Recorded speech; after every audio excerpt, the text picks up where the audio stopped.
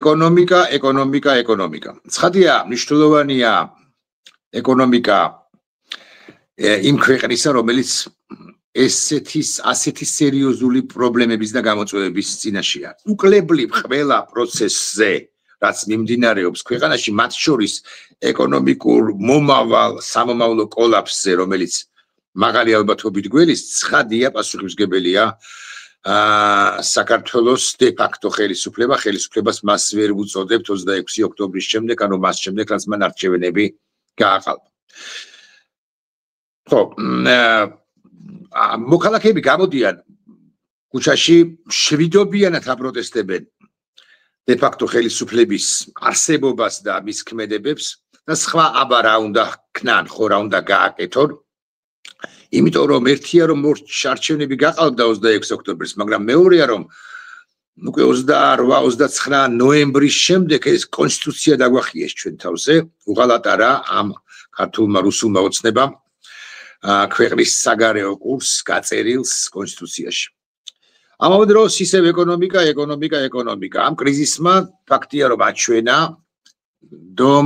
ხელისუფლებას წოდებულ ბანდას არ შეუძლია მნიშვნელოვანი ეკონომიკური პრობლემების მოგვარება და კიდევ უფრო გაუჭირდება იმდენად რამდენადაც დახმარებები, გრანტები, კრედიტები, დახმარებები დასავლეთიდან, დასავლური ინსტიტუციებიდან და ცალკეული სახელმწიფოებიდან პრაქტიკულად შეჩერებული კი არ არის, დასრულებულია, ასე უნდა ვთქვა. და დასრულებულია სწორედ იმიტომ, რომ 26 ოქტომბერს გააყალბა არჩევნები და უღალატა საქართველოს სახელმწიფოებრივ ინტერესებს ამ ბანდამ. არ იმჩნევს ამას ეს ბანდა, ამბობს რომ, მაგალითად პრემიერად წოდებული კობახიძე ამბობს რომ 9%-იანი ზრდა გვექნებაო ეკონომიკაში, რაც მე რა ვიცი, მაგრამ სპეციალისტები, მცოდნეები ამბობენ რომ ეს აბსურდია. მასზე, ანუ კობახიძეზე მოკრძალებულია მისი მოადგილე, წარმოიდგინეთ, მთავრობის თავმჯდომარედ წოდებული ბანდიტი ამბობს, რომ 9%-იანი ზრდა გვექნებაო და მისი მოადგილე ყოველდღე რო ხდება, პროგნოზირებს რომ 3%-იანი ზრდა გვექნება, არა 9-სა და 3 შორის 6%-ია. ოდნავ მიახლოებული ციფრი მაინც ეთქვა მეორე ციფრთან, რომელიმე მათგანს. როგორ მდგომარეობაში აღმოჩნდება ეკონომიკა, ამაზეც ვისაუბრებთ კოალიცია ცვლილებებისთვის. სწორედ ამბობ, ხო, ცვლილებებისთვის ერთ-ერთ ლიდერი ვაჭყონიასთან, რომელსაც მოგესალმები ივა.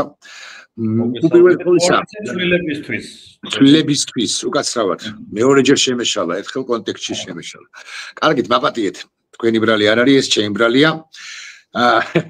რა პროცესები მიმდინარეობს ივა ჩვენს ქვეყანაში? ფართო გაგებით, მე აქ გულისხმობ როგორც ჩვენგან მიმდინარე დაწყებულ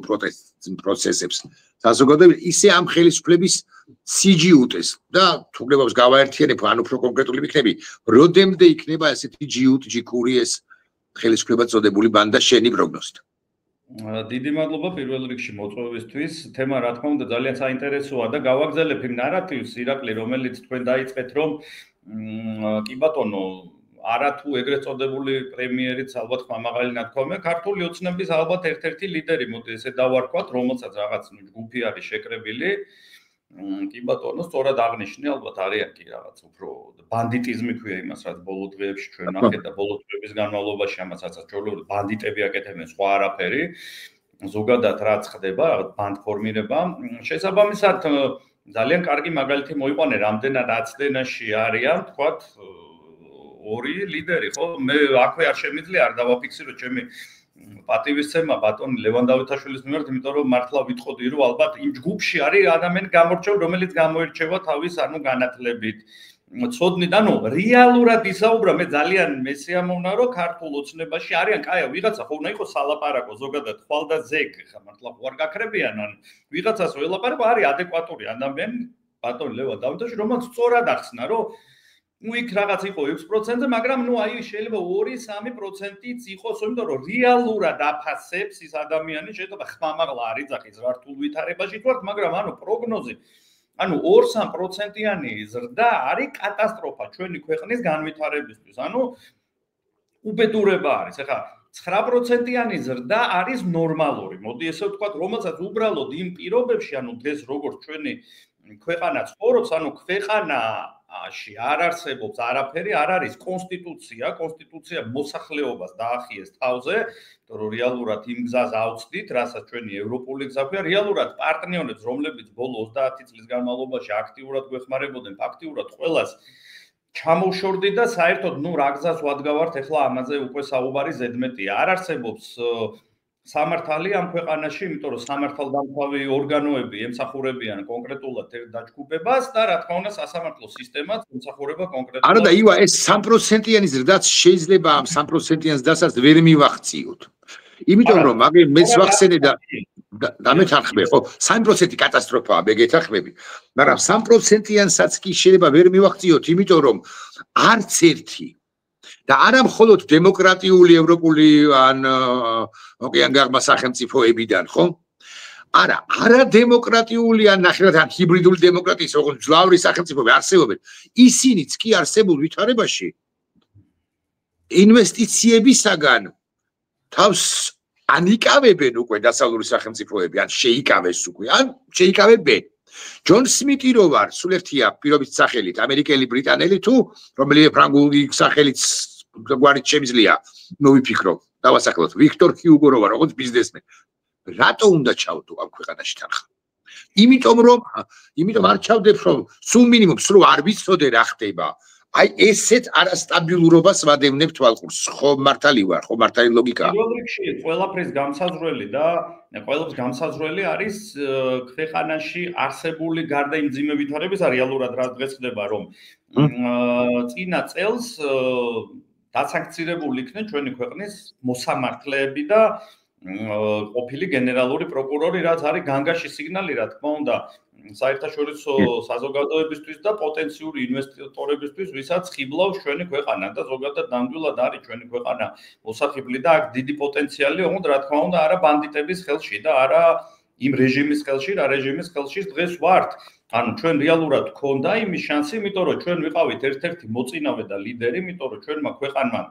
რასაც ესენი ეგრეთ წოდებულ 9 წლიან სიცხლიან რეჟიმს უწოდებენ, ნამდვილად იმ პერიოდში მიაღწია იმას, რომ მათ შორის დღევანდელი ამერიკის პრეზიდენტი იყო მაშინ ზუსტად ჩამოსული საქართველოში და დაინტერესდა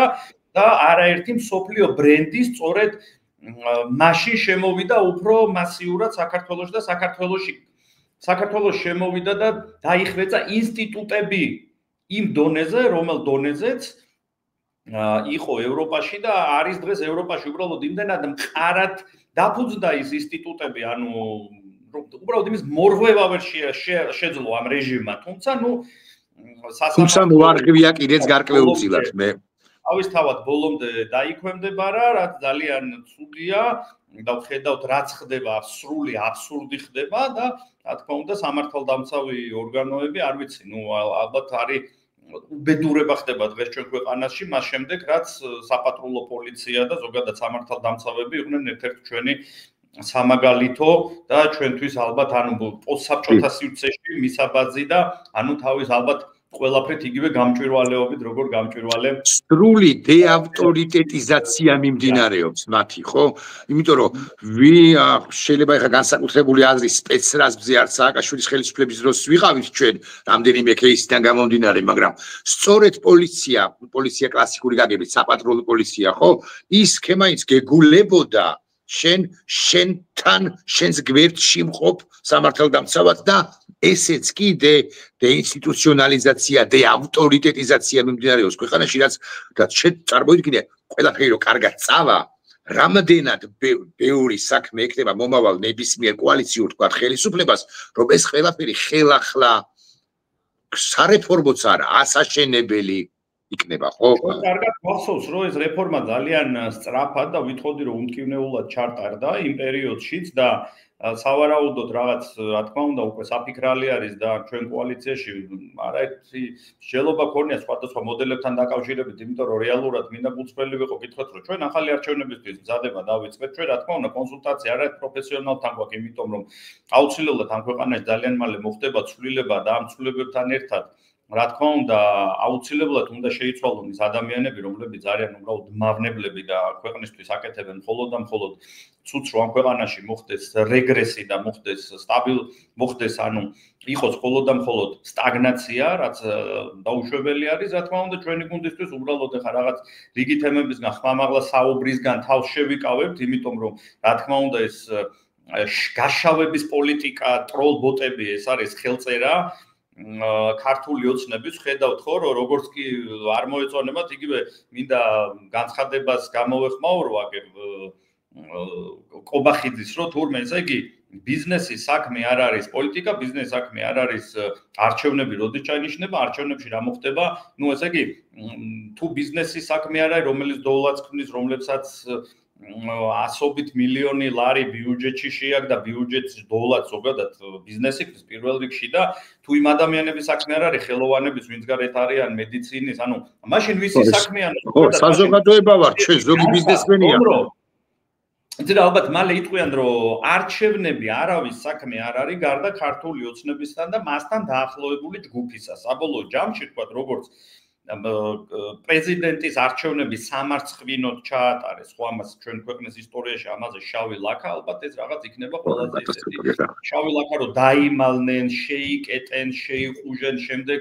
რაღაც არასაზეიმო გარემოში გაიქცენ, სადღაც დაიმალნენ იქაც, რაღაც ვის შეხვდნენ, როგორ შეხვდნენ, ანუ იმის მაგივრად რომ ხმამაღლა, იზეიმო, რაღაცა სურათები გადაიღო საერთაშორისო საზოგადოებას, ამ დროს არცნო რომ ახალი პრეზიდენტი ყავს, ანუ თვითონაც ხვდებიან, რამდენად სამარცხვინოა და მე მაგ ინფორმაცია რომ გუნდში საკმაოდ ცეთი განხეთქილება არის, თუნდაც იგივე მე პირადად რას ვერჩი ახლა პიროვნულად გეუბნებით რომ ის ადამიანი ვინც პრეზიდენტად დასვეს, როგორც პიროვნება და ადამიანი მე მეწოდება უბრალოდ, იმიტომ რომ მისთვის ძალიან მძიმე ტვირთია, მისი ოჯახისთვის ეს ძალიან მძიმე ტვირთია, იმიტომ რომ ეს არ ვიცი, ეს მე ვფიქრობ რომ ძალიან მისთვის ივა მე ადამიანურად თავი, მაგრამ ნუ ეხლა როდესაც ადამიანურად მოვყვები მე ამ ლოგიკაში, მაგრამ ყველა აგებს პასუხს საკუთარ მოქმედებაზე, საკუთარ გადაწყვეტილებაზე, ხო, მეც მაგ რაღაც ეს ხანდახან მაინც ხო შეცოდების გზნობა ბატონი ყაველაშვილის მიმართ, მაგრამ ვიცი რა არის მე გადაწყვეტილება თუ მივიღე ამგვარი შესაბამისად ნაკლებად ვიმსახურებ არასწორი სიტყვა უნდა ავიტანო ის ალახიც და კრიტიკაც პირველ ყოვლისა რომელიც მას დახვდა უკვე არჩევის შემდეგ თუ დანიშნვის შემდეგ უფრო ზუსტი რომ ჩვენ ყველაზე მნიშვნელოვანს მაინც არ გადაუხვევთ ეხლა ხალხის ყველაზე მნიშვნელოვანი მაინც ქვეყნის ეკონომიკაა, იმიტომ რომ ქვეყნის ეკონომიკა არის განსაზღვრელი თქვა ჩვენი მომავლის, იმიტომ რომ ჩვენ არაერთხელ იგივე ამ მართლობის პერიოდში, თქვა 12 წლიანი მართლობის პერიოდში ჩვენ ნახეთ რომ არათუ თქვა გაიაფთა სხვადასხვა პროდუქტები რას არჩევნო დაპირებითაც 2012 წელს მოვიდნენ, არამედ ნახეთ თუ რამდენად არის გაუფასურებული ლარი, ну მესმის რომ აქ რაღაც საერთაშორისო ფაქტორები გავლენას ახდენენ, თუმცა არანაირი ფუნდამენტალური ფაქტორებთან დაკავშირებით მუშაობა არ ქონია ხელისუფლებას, რომ თქვა ლარის სტაბილურობაზე ეზრუნა, მათ შორის მინდა გითხრათ, რომ როდესაც აქ იყო საუბარი იგივე საწვავზე, იგივე ელექტროენერგიაზე, გაზზე, თურმე რომ ვიღაცა იპარავდა ჯიბეში მიდიოდა, ასე მიდიოდა, მოდიოდა, რა თქმა უნდა, ეს ყველაფერი აღმოჩნდა სრული ბლეფი და საფნის ბუშტივით დაასკდა თავზე და რამდენად არის კომუნალურები გაძვირებული. ძალიან კარგად ხედავდა ზოგადად საქართველოში ცხოვრება არის ალბათ ერთ-ერთი ესეთ ყველაზე განვითარებულ ევროპულ ქვეყანაში რა ფასებიც არის ფაქტიურად დაახლოებით იგივე ფასების გადახდა უწევთ და ეს სამომხმარებლო პროდუქტზე, ივა, ეს სამომხმარებლო პროდუქტზე. რა თქმა უნდა და მათ შორის გინდა უძრავ ქონებაზე ავიღოთ, გინდა რესტორნებში ავიღოთ ახლა, რა ვიცი. ვინც თუმცა უძრავი ქონება რა გაიახსენეთ, ჩემს ხელთ არსებული ინფორმაციით, უძრავ ქონებაში, უძრავი ქონების ბიზნესი და ასევე ტურიზმის ბიზნესი, რომელთაც ვამაყობდით სხვადასხვა წლებში და ერთმანეთს ეჯიბრებოდნენ ლამის ერთი და იგივე ხელი საკუთარ თავს ეჯიბრებოდა ნებისმიერ ხელისუფალი მიშაც და ესენიც რომ 3 მილიონი მყავდა წელს და 3,100,000 მეყოლება მე მომავალ წელსო, ხო? ამ თვალსაზრისით ჩემს ხელთ არსებული ინფორმაციით სრული კატასტროფა გველის 2025 წელს მიმდინარე წელს. იმიტომ რომ არ დავასახელებ ერთ-ერთ ჩემს ახლობელ ადამიანს მეგობარს, რომელიც ამ ბიზნესშია ჭიპმოჭრილი, ესე ვიყრი, რომელიც ამბობს, რომ ეს არის გასკდომის წინა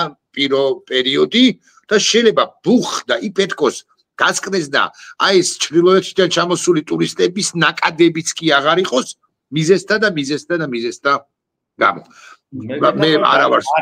ეხლაც საკმაოდ პრობლემატურია, იმიტომ რომ ის ადამიანებიც საკმაოდ კარგად აფასებენ და იგივე ჩვენი ჭრდილოვანი მეზობელი, რომლის პოლიტიკაც ჩვენთვის მომაკვდინებელი არ მოგწონს, უბრალოდ ეხა ადამიანებმა რა დააშავეს, თუმცა მათ სამწუხაროდ მათ ხარჯზე იყო ჩვენი ბოლო 2 წლის განმავლობაში ეკონომიკური და ისინიც კარგად აფასებენ და იმათ საქართველოს მოწონდათ როგორც პროევროპული ქვეყანა, ვინც ამ ქვეყანას ჩამოდიოდა დასასვენებლად, იმაზე მაქვს საუბარი. მაგრამ როდესაც დღეს ხედავენ რომ საქართველოს ემსგავსება ბელორუსიას და საქართველოს შეიძლება დაემსგავსოს ჩეჩნეთს, ნამდვილად არ გაუჩნდება არავის სურვილი რომ საქართველოში ჩამოვიდეს და დაისვენოს და ფული დახარჯოს ესეთ არასტაბილურ ვითარებაში. ასე რომ მეც რაც არ უნდა მინდოდეს სადმე წასვლა, სოფლიო ჩრდილოეთ კორეამ რომ შეუმთავაზოს კარგი ჩრდილოეთ კორეის თავიანებოთ და ბელარუსმა რომ შეუმთავაზოს კარგი კაფეები და ბელარუსული სამზარეულო არ ვიცი რა უნდა ვინ უნდა მიბიძგოს რომ ჩამაგდოს ეხლა ლუკაშენკოს ბელარუსში მე კარგი რძის პროდუქტები აქვთ ალბათ და როგორც ვიცი აქვთ რომ შემოთავაზოს ბელარუსმა რომ აი რა გავაკეთო საკმაოდ განვითარებული აქვს მინდა გითხრათ მე მომიწია რამოდენიმე წლის წინ დაახლოებით ალბათ 6-7 წლის წინ უბრალოდ საქმიანად 2 დღით ჩასვლა საკმაოდ ვისიამოვნე რა თქმა უნდა ერთის რომ საკმაოდ კარგად და დახვეწილია დიდი ქუჩები არის ფართო ქუჩები არა რაღაცა გარკვეულზე თავის სილამაზე აქვს რა თქმა უნდა კარგი სამზარეულო აქვს რაღაც მაგრამ ანუ ზოგადად ხვალ რომ მე უბრალოდ ფულის დახარჯვა მომინდეს და დასასვენებლად წავიდე რა თქმა უნდა არასდროს არ წავალ რა თქმა უნდა არა საქმიანი ვიზიტი ერთია და დასასვენებლად ეხა მინსკში ჩასვლა ჩემი ოცნება ამეთქით ყოველი გამომივა რა არის გამოსავალი ალბათ არ იქნება ისევე როგორც არც ჩეჩნეთში არავინ არ წავა ყველამ კარგად იცის და ანუ ჩვენ თუ ამ გზით წავედით რომ აქ საქართველოში არ არსებობს სამართალდამცავი ორგანოები არიან ბანდიტები არ არსებობს სასამართლო სადაც უბრალოდ როგორც უნდა ისე გაგასამართლებენ რა თქმა უნდა ინვესტიციაზე არა აქ რა თქმა უნდა უბრალოდ ტურისტის შემოსვლაზეც კი ხმამაღალი იქნება საუბარი რაც დამანგრეველი იქნება ჩვენი ქვეყნის ეკონომიკისთვის ეხლა მე მაგალითად დღევანდელ დღეს უკვე ვხედავთ ხო რომ ერთი კვირის ჭრილში ანუ დღეს ერთი კვირის ჭრილში უკვე სადღაც 5 თეთრით არის გაუფასურებული ლარი დოლართან მიმართებაში. ეს არის კატასტროფული მაჩვენებელი, ჩემოკარგებო. არ დაგავიწყდეთ, რომ კოლოსალური თანხა დაახლოებით 3-4 თვის პერიოდში გაყიდა ეროვნულმა ბანკმა, ხო? ანუ არჩევნების პერიოდში რო რეზერვების კი ბატონო. არჩევნების შემდეგაც, როდესაც უკვე დაიწყო თქვათ საპროტესტო ტალღა კიდე უფრო მეტად რო არ აგორებულიყო, საკმაოდ დიდი თანხები გაყიდა. ანუ ის რეზერვებიც უკვე კრიტიკულ ნიშნულზე არის და ქვევით არის კიდე უფრო მეტად ჩამოსული რამდენადაც ინფორმაცია მაქვს და ამ პროცესს, როდესაც შენ თავიდან ბოლომდე იმპორტ დამოკიდებული ქვეყანა ხარ და შენი წარმოებაც კი არის იმპორტირებულ ნედლეულზე დამოკიდებული, უბრალოდ არანაირი რესურსი არ გაქვს თუ არა გარე დახმარებები. ანუ ჩვენ უკვე დაახლოებით 1.5 მილიარდ დოლარზე დაახლოებით იქ შერეულად ევროზე და დოლარზე, ანუ ძალიან ისე რო ვთქვათ, უხეშად თქვით უარი, ანუ საერთაშორისო ორგანიზაციები, რომლებიც მრავლად არიან და საერთაშორისო ორგანიზაციებს ქვეყნის განვითარების გარდა არაფერი არ მოაქვს და ყველაფერს აკეთებენ, ანუ რომ სხვადასხვა სექტორები განვითარდეს, ეს განათლების სფერო იქნება, სოფლის მეურნეობის სფერო იქნება, თუ თვითონ სახელმწიფო ინსტიტუტები განვითარდეს და სახელმწიფო მოხელეებს მიცენ განათლება და ევროპულ ქვეყანას რეალურად ყველაფერი დავემსგავსოთ. ანუ მხოლოდ ეს ფუნქცია ქონდა, მაგრამ რა თქმა უნდა, ამ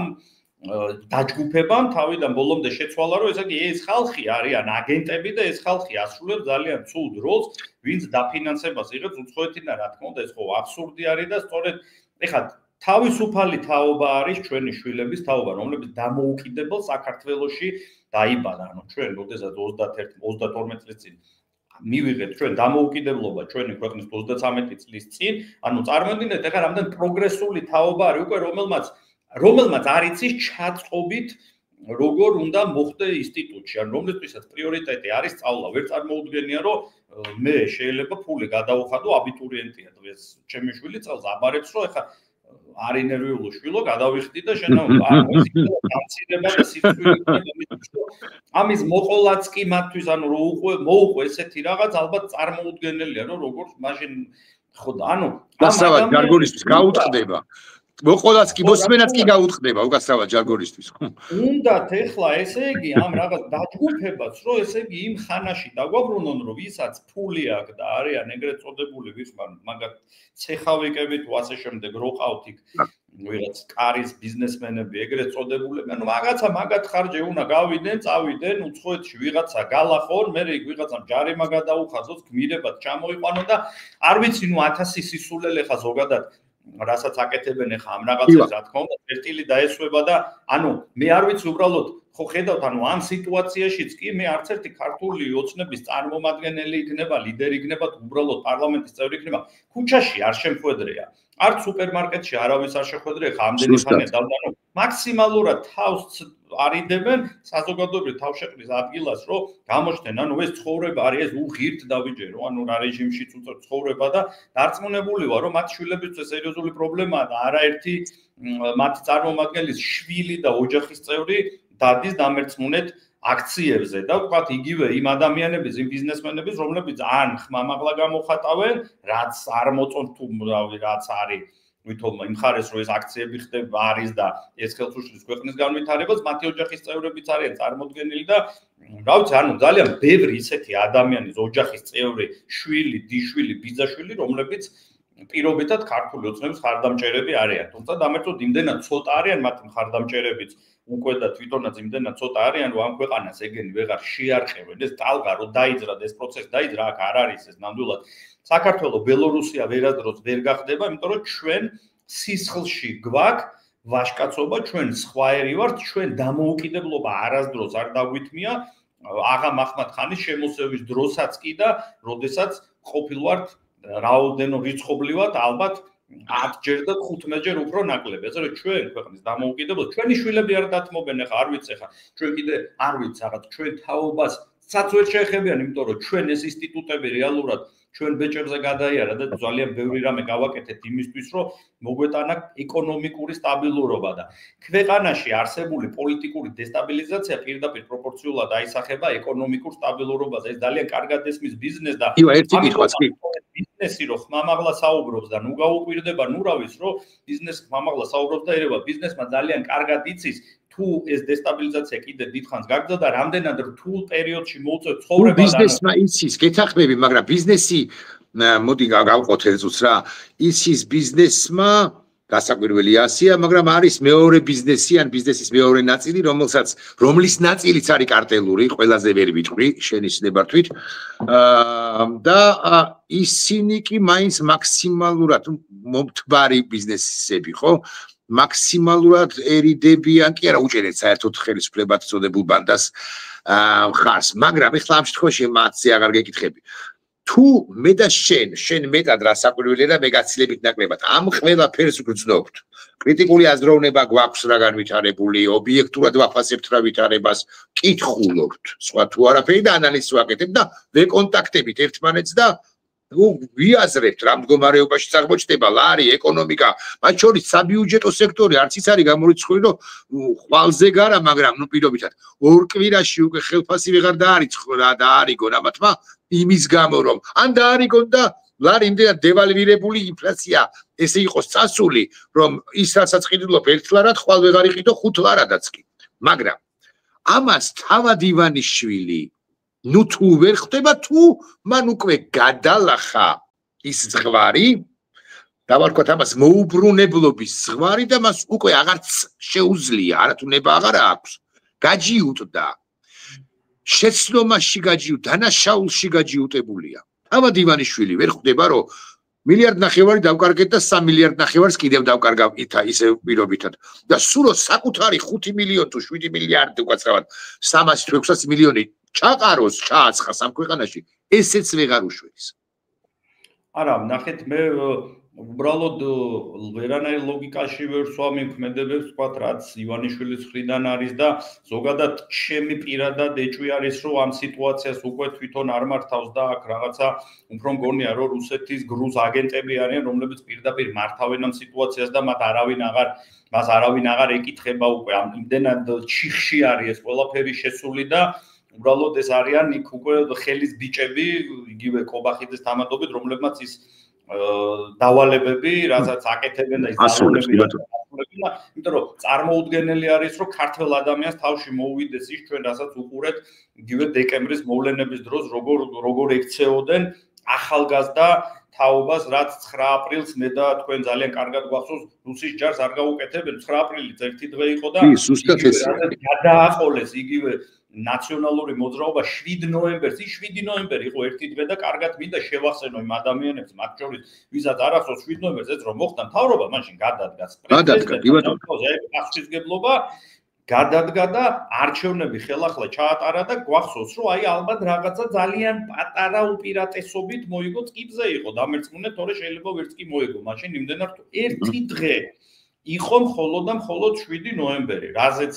არ ვიცი ეს გაგრძელდა როგორ ფიქრობენ ახლა რომ ეს ისტორიაში ისე არ შევა ვიღაცა წაშლის სწორად იქნება თურმე რომ ეგ ახალგაზრდები ხლაპუშკას ისროდნენ ბოდიშით იმიტომ რომ ნუ მათი ჟარგონებია და იმიტომ ვეძახი მე ხლაპუშკას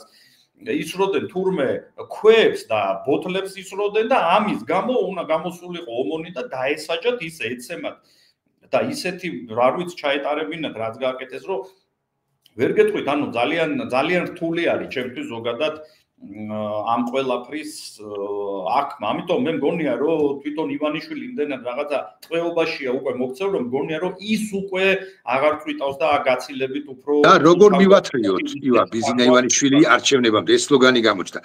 და გავაგზავნებ შეიძლება რთვით ამ კითხვას და პრაქტიკულად ბოლო კითხვაა ჩვენ გვჭირდება ივანიშვილი რომელიც გამოგვიწვის ხელს და იტყვის რომ ოკეი მე ვნიშნავ არჩევნებს იმიტომ რომ თუნდაც იმიტომ რომ კრიზისია ვაღიარებ რომ კრიზისია მოვკალი ბჭყალებში უკაცრავად დავკალი კობახიძე მას დააბრალოს ყველაფერი და ახალი ეგრეთ წოდებული მთავრობის პირობებში ნუ პირობითი სახელი თეატროლოგია აბსოლუტურად პირობითად მან თქვას რომ ოკეი კრიზისია და მე ვნიშნავ არჩევნებსო თუ ყაველაშვილმა თუ ვინც არის პაპუაშვილმა თუ ჩვენ გვჭირდება კაპიტულანტი ივანიშვილი რომელზეც აღარც გვაინტერესებს ის არჩევნებს დანიშნავს თუ არა უბრალოდ მან უნდა აიღოს ინგლისურად ვიტყვი one way ticket და სადაც უნდა იქ წასულა და მე რამეს გისავთ მე ვფიქრობ რომ ეგ იქნება ძალიან რთული თუ ესე მოხდა ანუ მოდი ჩავთვალოთ რომ თუ ეგ მოხდა one way ticket ჩავთვალოთ რომ ეს უკვე არის გადატრიალება ეს არის რევოლუცია აქ შეუქცევადი პროცესები დაიწყება ამიტომ მე მაინც ვისურვებდი რომ ჩვენი საერთაშორისო პარტნიორების ეგრეთ წოდებული და ფუშინგის ხარჯზე ანუ ზეწოლის ხარჯზე იგივე ივანიშვილზე რაღაცა მოხდეს რომ აქ რაღაც მაგიდა გაიხსნას ანუ უშუალოდ აქ ივანიშვილზეა მხოლოდ და მხოლოდ საუბარი კობახიძეს პაპუაშვილს და ასე შემდეგ მე მათ არაფრად არ ვთვლი ხა მათთან სასაუბროთ რომ დაждდე ეს არის მასხარაობა და ტყუილა დროის კარგვა ანუ აქ უშუალოდ უნდა მოხდეს მათ შორის ჩვენი საერთაშორისო პარტნიორები ჩართულობს ამერიკიდან აგრეთვე ევროპიდან უნდა ჩამოვიდნენ და პოლიტიკურ პარტიებთან ერთად ოპოზიციურ პარტიებთან ვინც ბარიერი გადალახეს დაждდენ ერთ მაგიდასთან სწორად განსაზღვრონ აუცილებლად უნდა ჩაინიშნოს ძალსახად არჩევნები თქონდა არა იმ ადმინისტრაციის პირობებში რაც დღეს არის უნდა გადაიხედოს ზოგადად პოლიტიკა და ამ შემთხვევაში ალბათ ქვეყანას რაღაც იმით შეუნარჩუნებთ რომ არა ვთქვათ კრიზისულად და რევოლუციურად მოხდა აქცვლება და ვიღაცა ქვეყანა გაიქცა როგორც ეს სირიაში მოხდა რამდენიმე თვის წინ რაც ნახეთ არამედ არა ცივილურად კიდევ ერთხელ იმიტომ რომ ჩვენ მხოლოდ და მხოლოდ დამოუკიდებელი საქართველოს ისტორიაში პირველად ნახეთ 2012 წელს ცივილურად გადაბარებული ქვეყანა ამის შემდეგ ახლა ნუ წარმოუდგენელია და ამას ვისურვებდი უბრალოდ მე და ვისურვებდი რომ აქ ერთადერთი გამოსავალი კიდევ ერთხელ ხაზი მინდა გაუსვა რომ მხოლოდ და მხოლოდ ჩვენი საერთაშორისო პარტნიორების როგორც ამერიკის აგრეთვე ევროპის ზეწოლის შემთხვევაში მოხდება მესმის რომ ეს ცოტა ალბათ უფრო დროში გაწელილი იქნება მაგრამ დარწმუნებული ვარ ეს მოხდება იმიტომ რომ აქ ხშირად მიდის პოლემიკა იმასთან დაკავშირებით რომ აი არაღიარება არ მომხდარა თუმცა აღიარება არ მომხდარა პრეზიდენტი არ აღიარებს ანუ რას ნიშნავს როცა პრეზიდენტი არ აღიარებს პარლამენტიც არ უღიარებიათ ეხა ის რომ ვიღაცამ არ თქვა რომ ჩვენ არჩევნები არ ჩატარდა თუ დარღვევებით რომ ჩატარდა ეს უკვე ყველაფერს ნიშნავდა როცა პარლამენტის თავმჯდომარეს ამერიკის ელჩი ეგრეთ წოდებულ თავმჯდომარეს და პარლამენტს არ უწოდებს და მათ ქართულ ოცნებად მოიხსენიებენ ევროპარლამენტშიც ქართულ ოცნებად მოიხსენიებენ ანუ რას ნიშნავს რომ არავინ არ აღიარებს როცა მაკრონი უკავშირდება პრეზიდენტი მაკრონი უკავშირდება არა დე ფაქტო პრემიერ-მინისტრს არამედ იცის ეხა ეს ხო პროტოკოლის დარღვევაც არის საბოლოო ჯამში რას ურეკავ ვიღაცამ რო კითხოს ურთულეს არა საკმაოდ რთულ მდგომარეობაში პოლიტიკური კრიზისის ნიშნებია საფრანგეთში ხო და უთხრას მისმა რომელიმე ოპონენტმა რომ ვისურეკავს საბოლოო ჯამში ოლიგარქს რუს ოლიგარქს რაღაც ფრანგული გაგებით პერიფერია საქართველოს de facto მართველს ხო ეს პროტოკოლური დარღვევაა მაგრამ მაკრონიც კი ხდება ნუ მისთვის ძვირფასია სხადია საქართველოს და ევროპული სივრცისთვის საქართველოს რომელიც ლისაბონიდან თბილისამდე უნდა გადმოიჭიმოს ოდესმე მაინც მაგრამ მაკრონიც ხდება რომ დარეკვა სატელეფონო კომუნიკაცია კობახიძესთან ერთგვარად ნიშნავს მის ლეგიტიმაციას და ეხა ფრანგულად no როგორ არის არ ვიცი ალბათ რაღაც გავსად ჟღერს მაგრამ მოკლედ საკუთარ თავს ეუბნება რომ არა არავითარ შემთხვევაში არას დიდებით არ დაურეკავ კობახიძეს ყაველაშვილს თუ ავით პაპუაშვილს პირობიდან ხო, ну, რა თქმა უნდა, ამიტომ ვისურვებდი, რომ რაღაცა უახლოეს პერიოდში მოხდარიყოს ეს კომუნიკაცია, რის ხარჯზეც უბრალოდ ჩვენ გადავარჩევთ ქვეყანას და გადავარჩევთ ჩვენი ქვეყნის ეკონომიკას. წინააღმდეგ შემთხვევაში ძალიან წუხوار ამასთან დაკავშირებით რომ მიწევს თქვენთან საუბარი ამის ახსნა, იმდენად ძიმე ეკონომიკურ კრიზისში შევა ჩვენი ქვეყნის ეკონომიკა, რომ აი ეს ბიზნესმენები, რომლებიც გაერთიანდნენ, რომელთა რიცხვიც Free Business G პორტალზე 2400-ია, დამერწმუნეთ, რომ ეს 2400 ორჯერ მეტი იქნებოდა, უბრალოდ აქ იყო საუბარი, რომ ახალ წლამდე უნდა დაეფიქსირებინათ, მოთხოვნა ამის შემდეგ უბრალოდ პორტალი დაიკეტა, თორე დარწმუნებული ვარ, სურველები იმდენად ბევრი იყო და უკავშირდებოდნენ, რომ ნამდვილად ორჯერ მეტი იქნებოდა, აცნობიერებენ თუ რამდენად მძიმე ვითარებაში ჩავარდება ქვეყნის ეკონომიკა და რამდენად მძიმე ვითარებაში მოუწევთ მათ ოპერირება და მათ შორის ყველაზე მძიმედეს გადაწყდება მცირე და საშუალო ბიზნესზე, რომელიც ამ კრიზისიდან უბრალოდ შეიძლება ვერ ამოვიდეს და ძალიან მძიმე იქნება იგივე საფინანსო ინსტიტუტებისთვის, იმიტომ რომ რამდენადაც მე მოვისმინე პირდაპირ ეთერში რესტორატორთა ასოციაციის პრეზიდენტი საუბრობდა, რომ დაახლოებით 40 მილიონ ლარამდე უკვე სარესტორნო სფეროს აქ ვადა გადაცილება სესხებს. ანუ ეხლა რამდენი აქ ალბათ წარმოიდგინეთ იგივე სასტუმროებს და ეს ხო პროგრესულად გაგრძელდება. სასტუმროებს ძალიან ბევრი აქვს ესე ვიცი. პერიოდი იყო, მინდა გითხრათ, დეკემბერი და იანვარი, იმიტომ რომ დეკემბერში მაინც რაღაც ახალი წლის ემზადებოდნენ ადამიანები, რაც ამკრიცული პერიოდი იყო, გალკვეული დანაზოგები ჰქონდათ, უცხოეთ და თანხები რიცხებოდა, მაგრამ იმდენად რთული პერიოდი დაიწყო, ანუ ყოველთვის 20 იანვრის შემდეგ სულ რო სტაბილური ვითარება იყო ჩვენ ქვეყანაში, 20 იანვრის შემდეგ თებერვლის ბოლომდე მაინც ყოველთვის არის რაღაც ერთი მძიმე არააქტიური პერიოდი ეკონომიკურად. ამ სიტუაციაში მით უმეტეს რომ ერთი ტურისტიც არ არის, აბა მოიკითხეთ, კახეთში რამდენად რთული ვითარება მოიკითხეთ. კატასტროფაა, გეთახმებით. სვანეთში რამდენად რთული ვითარება არის. ბაკურიაში მოვიკითხოთ, ანუ ტურისტების ხრივ ეხლა არიან ტურისტები, არავინ აღარ არის. გუდაური მოვიკითხოთ, არიან, არავინ არ. ანუ ძალიან რთული ვითარება, ხა ესენი რაღაცა ეს ჯგუფი ციფრებს აბრახუნებენ, ეს იმას არ ნიშნავს, რომ ეს ციფრები სწორი არის, დამერწმუნეთ, რომ ეს რეალურად აცდენილი არის და მოვანეთ სოფლიო ბანკის მაგალითი, რომელიც იყო დაწერილი სექტემბრის დასაწყისში, ანუ სანამ მოხდებოდა არჩევნების მიტაცება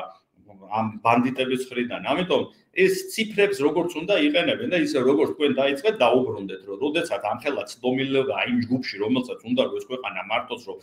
ერთი ხელმძღვანელი იძახის, რომ 9%-იანი იქნება და მეორე იძახის, რომ კარგ შემთხვევაში 6 იქნება, თუმცა 2-3-იც რო იყოს, ისიც კი კარგი იქნება ამ ვითარებაში, ესე იგი ყველა მათ შორის ის ბიზნესმენები, რომლებიც მათ კრერს უკრავენ და ყავთ თავის ტოვებად, ისინიც კარგად აცნობიერებენ, რომ ძირითადად სამშენებლო სფეროში არიან, რამდენად რთული ვითარება იქნება, რომ ის ეკონომიკური ზრდა, რომელიც რუსეთ-უკრაინის ომის ხარჯზე იყო, აქ ვეღარ გაგრძელდება და დარწმუნებული ვარ, რომ 2025-ში ომი ნამდვილად დასრულდება უკრაინაში და ეს იქნება ჩვენი ქვეყნის ეკონომიკისთვის ძალიან მძიმე დარტყმა. რამდენადაც მძიმე იყო უკრაინისთვის ომი რუსეთის შეჭრა უკრაინაში, იმდენად თქვა ჩვენი ეკონომიკისთვის იყო გამაჯანსაღებელი, რომ წარმოუდგენლად გაიზარდა ჩვენ ქვეყანაში ეკონომიკა, რომ უკრაინიდანაც და რუსეთიდანაც თქვა ის ტალღა ადამიანები შემოვიდა, მაშინ რუსეთში დეფიციტი იყო, ყველაფერს აკიდულობდნენ, ჩამოდიოდნენ, საცხოვრებლად ჩამოდიოდნენ, ბინებს ყიდულობდნენ, რაღაც, ანუ ეს იყო მთელი მაგრამ ეს ხო ერთჯერადი ეფექტი არის. ეს ხო არ არის ის ეფექტი, რომელიც ანუ ქვეყნის ფუნდამენტალურად გააძლიერებს ეკონომიკურად და რაღაც გრძელვადიან პერსპექტივაში შევხედავთ. ხო ამ დროს ხო ინვესტიცია თქვენ რამე სერიოზული ბოლო 2 წლის განმავლობაში ერთი საინვესტიციო პროექტი რომელიმე არ არის. მხოლოდ და მხოლოდ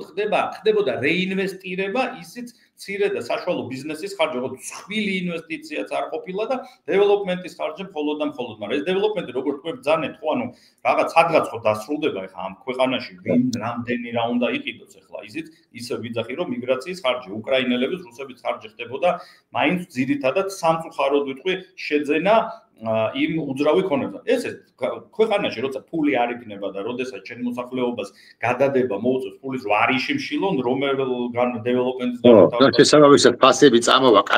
არის ფასების წამოსვლა რაღაც მიესალმე, მაგრამ წამოვა კატასტროფულად ქვემოთ და ეს კიდევ უფრო მოანგრევს. ამაზე რამდენი ბიზნესია წარმოიდგინე ბიმბული. ვინმეს რო გონია რომ ეს არის მხოლოდ და მხოლოდ მშენებლობა, ამაზე ბიმბულია, არ ვიცი, აი მაგიდა როა ჩემს წინ ისიც კი ბიმბულია ხო რაღაც მეტლახი, კაფელი, რაღაც მშენებელი, არამშენე ყველაფერი ხო წარმოიდგინეთ, რაღაც შპალერი თუ განათლება ხო.